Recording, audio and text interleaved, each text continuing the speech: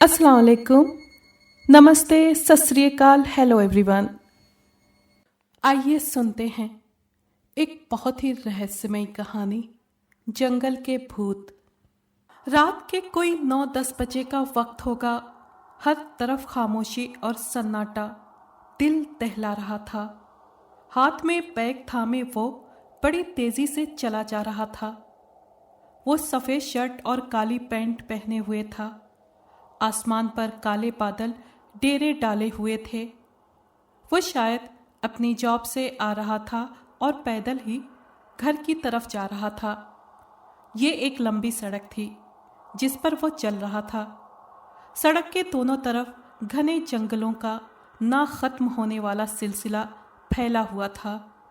दूर दूर तक कोई जानदार दिखाई नहीं पड़ता था। कीड़े भी खामोशी और सन्नाटे के डर से घरों में दुबके हुए थे और जानवर भी।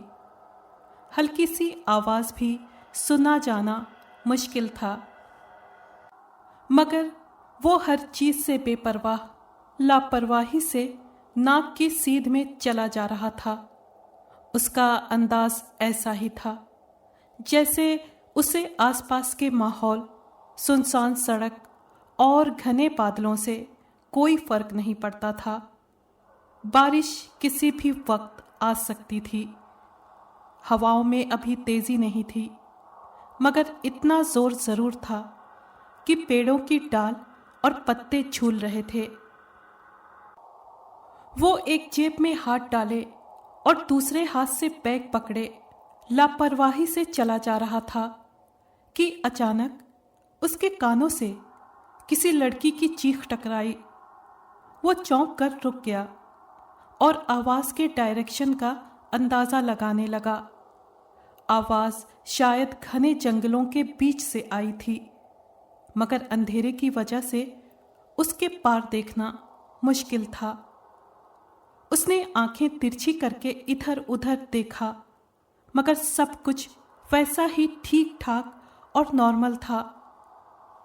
वो वापस चलने ही वाला था कि दर्द में डूबी किसी लड़की की आवाज़ एक बार फिर उभरी, बचाओ बचाओ बचाओ। आवाज़ इस दफ़ा काफ़ी साफ और करीब से आती महसूस हुई थी। वो रुककर एक बार फिर इधर उधर देखने लगा। आवाज़ ऐसी थी जैसे लड़की बहुत तकलीफ़ में हो और किसी को मदद के लिए पुकार रही हो। मगर सवाल ये था, एक लड़की रात के इस पहर घने जंगलों में क्या कर रही थी? कहीं कोई गलत किस्म के लड़के उसे किडनैप करके इस घने जंगल में उसके साथ कोई गलत हरकत तो नहीं कर रहे? ये सोच आते ही उसके बदन में एक झुरझुरी सी आ गई। अगर ऐसा था तो उसे उस लड़की की मदद करनी चाहिए थी। वो एक निडर, बहादुर और हिम्मत वाला नौजवान था। जब भी रात के इस पहर लापरवाही से यहाँ से गुजर रहा था कि उस लड़की की चीख सुनाई दी। ये सड़क दिन के वक्त भी आने जाने के लिए कम ही इस्तेमाल होती थी। रात के वक्त तो ऐसे ही कोई यहाँ नहीं आता था, जिसकी वजह डाकुओं का कोई गिरोह था जिनके बारे में कहा जाता था कि वो इन घने जंगलों में डेरे डाले हुए हैं। अभी वो यही खड़ा सोच रहा था कि डाकुओं ने कहीं उस लड़की को पकड़ तो नहीं लिया है। फिर से वही आवाज़ उभरी, कोई है, प्लीज़ मुझे बचाओ, कोई मेरी मदद को आओ, बचाओ बचाओ। अब की बार उसने ज़्यादा ना सोचते हुए आवाज़ के डायरेक्शन का अंदाज़ा लगाकर घने जंगल में कदम रख दिया। अंधेरा चारों तरफ तना हुआ था, हाथ को हाथ सुझाई न देता था।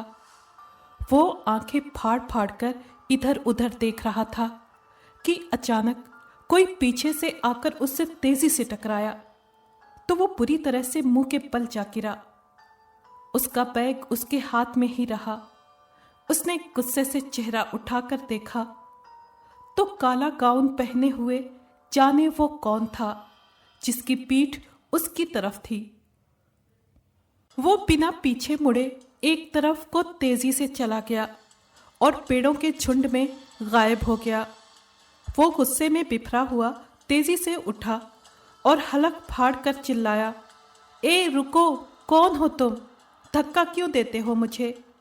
वो उसके पीछे तक गया, मगर वो जो कोई भी था गधे के सर से सींग की तरह गायब हो चुका था। डाकू का बच्चा होगा, वो गुस्से से फुनकारा, कौन हो तुम? सामने आओ। जब वो ये कह रहा था तो उसने देखा पेड़ के पीछे छोटे कद का गंजा आदमी उसे घूर कर देख रहा था। वो चलता हुआ उसके पास गया, मगर ये क्या, वहां अब कोई भी नहीं था। उसने पेड़ के चारों तरफ घूमकर देखा, मगर वो बौना आदमी वहां होता तो नजर आता। उफ, ये कहाँ फंस गया मैं। वो इस दौरान उस लड़की की आवाज भी दोबारा नहीं सुन रहा था। वो अभी पीछे पलटा ही था, कोई लड़की उसे दिखाई दी जो सर से पैर तक सफेद ड्रेस पहने हुई थी और एक हाथ में लालटेन पकड़े ना जाने कहाँ जा रही थी। लड़की की बैग उसकी तरफ थी, जिसकी वजह से वो उसका चेहरा नहीं देख पा रहा था। उसके काले बाल उसकी कमर पर बिखरे हुए थे। वो धीरे धीरे कदम उठाती ना जाने उस वक्त कहाँ जा रही थी। वो उसके पीछे हो लिया और दबे पांव उसके पीछे जाने लगा। रुको, कौन हो तुम? उसने पुकारा। वो लड़की अपनी जगह रुक गई, मगर पीछे नहीं पलटी। इतनी देर में वो दर्द में डूबी हुई आवाज फिर दोबारा सुनाई दी, कोई है, मुझे बचाओ। आवाज उसके पीछे से आई थी। वो फौरन पलटा, मगर आसपास तो क्या, दूर दूर तक कोई नहीं था। वो वापस उस लड़की की तरफ पलटा, मगर वो भी अपनी जगह से अब गायब हो चुकी थी। वो चकरा कर रह गया। ये क्या घनचक्कर था, उसे समझ नहीं आ रहा था। उसने तो सुना था कि ये जंगल डाकुओं का गढ़ है, मगर ये जंगल तो हॉन्टेड निकला। यहां कोई डाकू दिखाई नहीं दिया था, उल्टा चलते फिरते भूत नजर आने लगे थे। उसने वापसी के लिए कदम बढ़ा दिए कि किसी ने पेड़ की ऊंची डाल से उस पर छलांग लगा दी।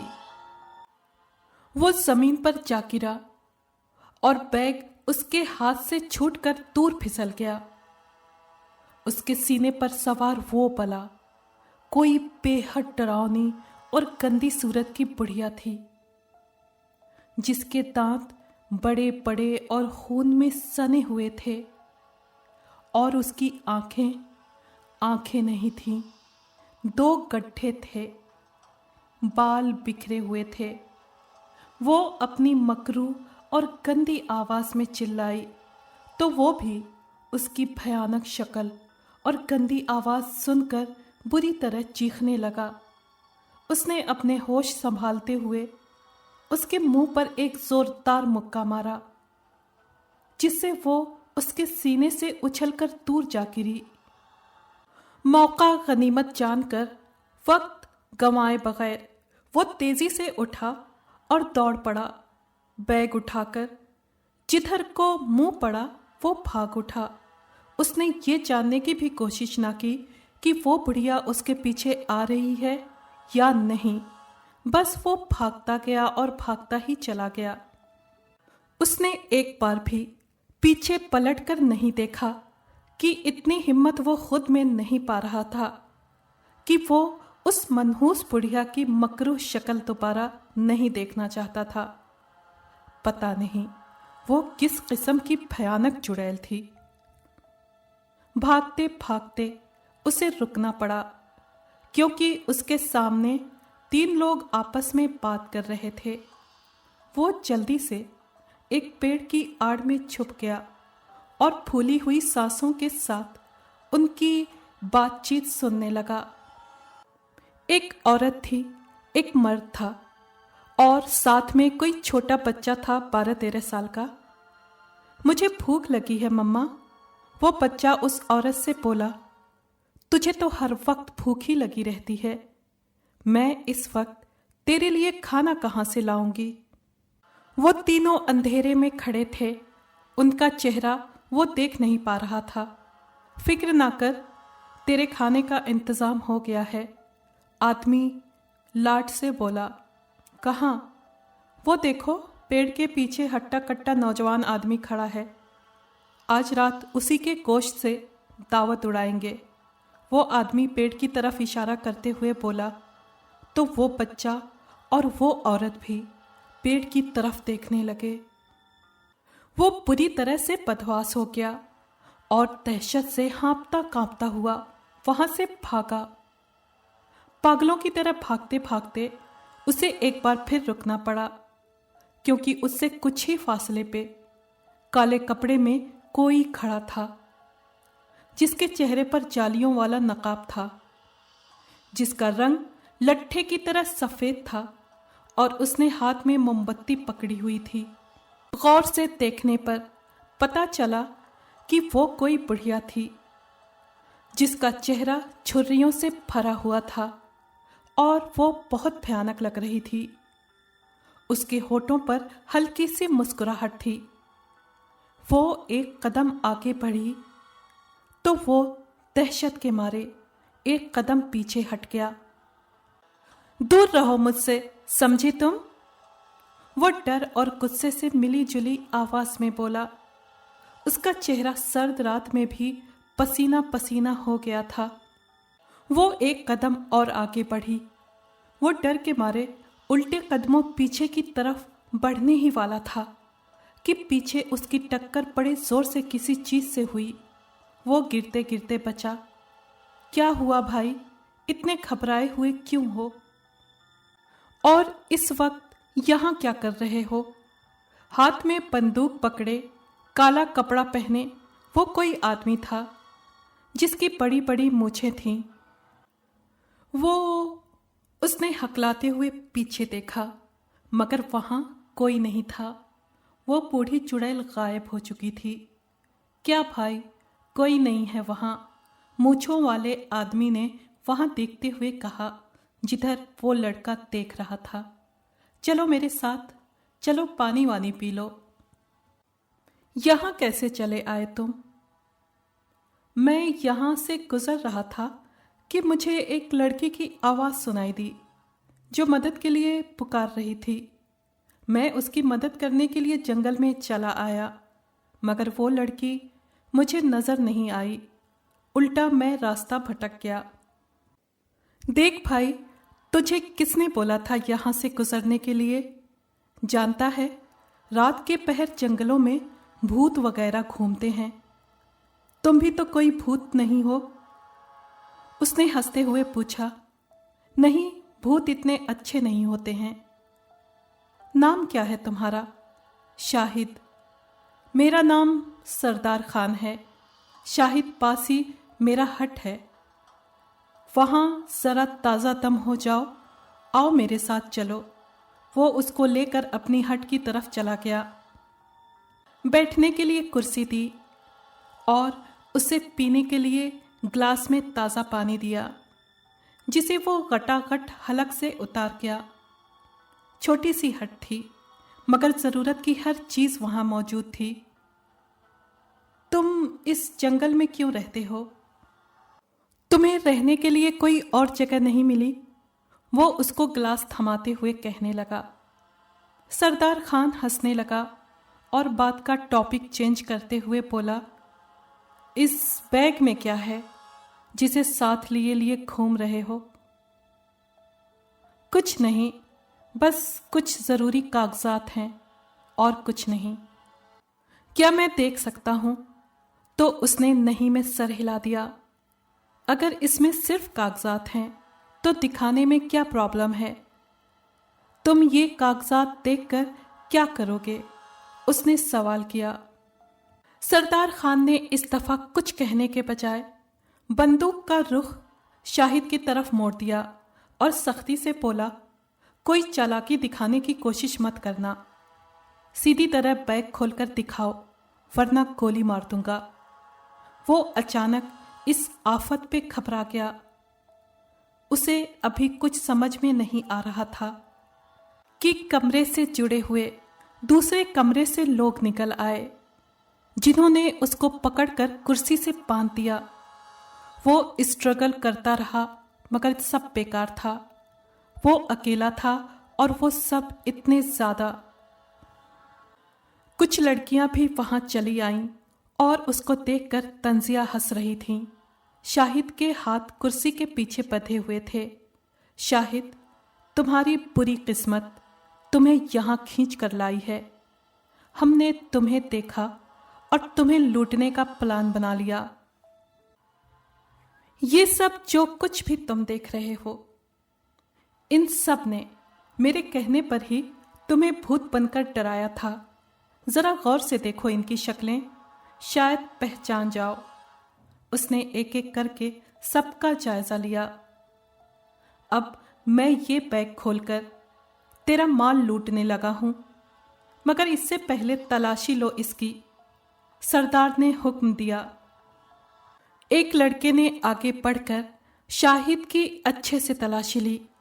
ये साफ है, इसके पास कुछ नहीं, उस लड़के ने कहा। तो सरदार ने नफरत से कहा।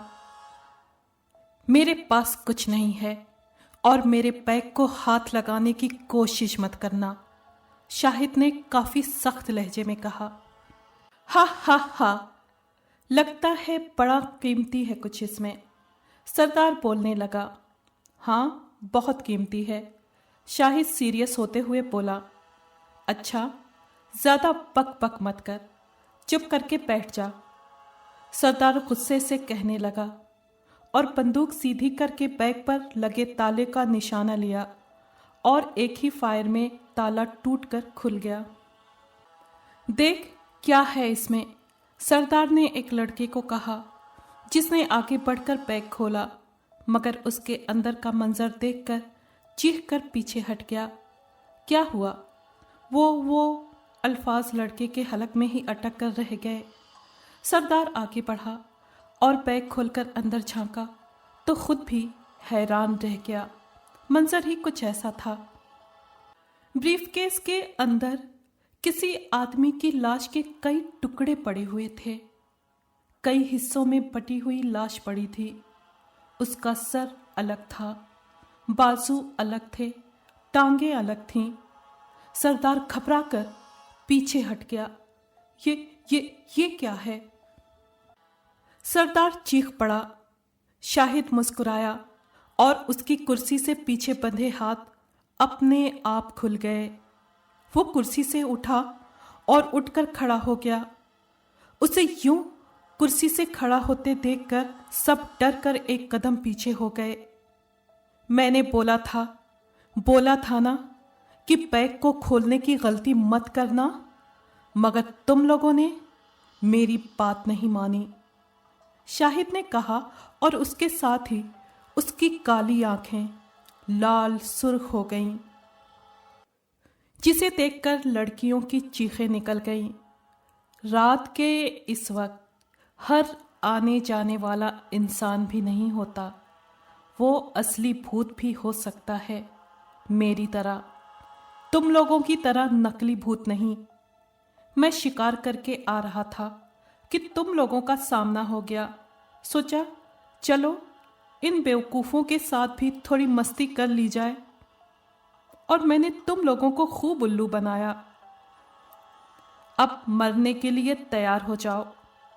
इतना कहकर शाहिद का खूबसूरत चेहरा भयानक हद तक बदल गया और अपनी जादुई आंखों से उसने सारे डाकुओं को अपने शिकंजे में जकड़ लिया और उनका भी बैग में पड़ी लाश जैसा हाल कर दिया। आज उसके हाथ में इतने ज्यादा शिकार लगे हुए थे जिस पर वो बहुत खुश था। लंबे समय तक जब कोई वारदात ना हुई तो पुलिस ने जंगल पर छापा मारा, जहां एक हट से उन्हें डाकुओं के औजार और असलहा, भूतों के मास्क और बाकी चीजें बरामद हुईं। डाकू ये सब छोड़कर कहाँ चले गए थे, किसी को मालूम नहीं। अलबत्ता दोबारा दिन दहाड़े रातों को कोई लूटा ना गया, जिसकी वजह से ये सड़क रोज सारा सारा दिन आने जाने के लिए इस्तेमाल में रहने लगी। लेकिन वो कौन था, वो मखलूक कौन थी जिसने वहशियाना तौर पर सबको कत्ल कर दिया था? वो कौन था? अगर आपको ये कहानी पसंद आई है तो प्लीज़ लाइक और शेयर करें और कमेंट बॉक्स में अपनी राय का इजहार कीजिए। अगर आपने हमारे चैनल को अभी तक सब्सक्राइब नहीं किया है तो प्लीज़ सब्सक्राइब कर लें और बेल आइकन को प्रेस कर दें ताकि आने वाली हर कहानी का नोटिफिकेशन आपको मिल सके। शुक्रिया।